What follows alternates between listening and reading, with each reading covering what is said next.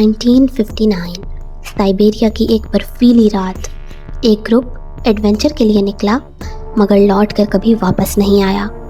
कुछ दिन बाद रेस्क्यू टीम को मिलता है एक खुला हुआ टेंट, बिना जूतों के भागने के निशान और 9 लाशें। किसी की आंखें गायब, किसी की छाती अंदर धंसी हुई, किसी का सर फटा हुआ, लेकिन एक भी निशान नहीं जो ये बता सके कि ये सब किया किसने। ये एक्सीडेंट था, मर्डर था या कुछ ऐसा जो इंसानी समझ से भी बाहर हो। चलिए ये दहशतनाक कहानी शुरू करते हैं। ये कहानी है इगोर दियातलोव और उसके 8 साथी मुसाफिरों की जो उराल माउंटेन्स के एक ख़तरनाक सफ़र पर निकले थे। ये सब लोग एक्सपीरियंस्ड हाइकर्स थे और उनका मकसद था एक माउंटेन से हाइकिंग करके दूसरे माउंटेन तक पहुंचना।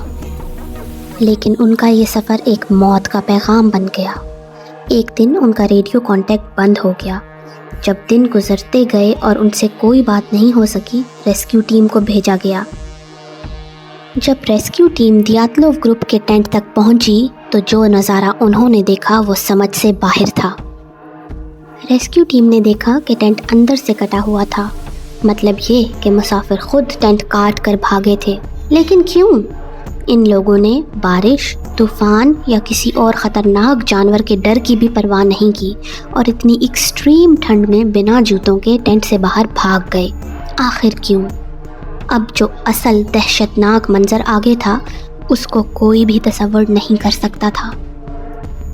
रेस्क्यू टीम ने देखा कि किसी की आंखें निकली हुई थीं, किसी का सर फटा हुआ था, किसी की चेस्ट बहुत बुरी तरह से टूट चुकी थी, लेकिन उन तमाम लाशों पर कोई भी अपेरेंट एक्सटर्नल इस तरह की इंजरीज नहीं थीं जिनसे ये लगे कि किसी इंसान या जानवर का काम है। आज भी दियातलोव पास का ये राज अनसॉल्व्ड है। हज़ारों लोग इस पर रिसर्च कर चुके हैं लेकिन कोई कंफर्म जवाब आज तक नहीं मिला। इस केस से रिलेटेड 3 बहुत मशहूर थ्योरीज हैं।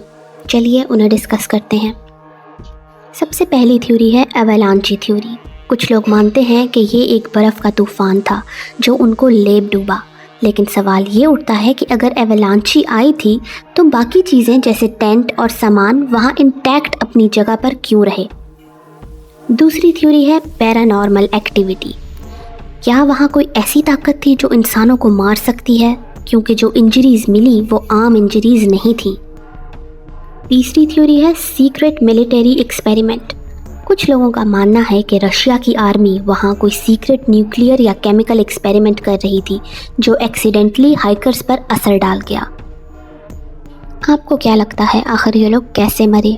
क्या ये इंसानी हाथ था या कोई सुपर नेचुरल फोर्स? ये एक ऐसी कहानी है जो जितना सोचे जाए उतनी ही ज़्यादा कॉम्प्लिकेटेड हो जाती है। आप क्या सोचते हैं नीचे कमेंट्स में ज़रूर लिखिए और अगर आपको ये कहानी पसंद आई हो तो लाइक, शेयर और सब्सक्राइब करना मत भूलिए।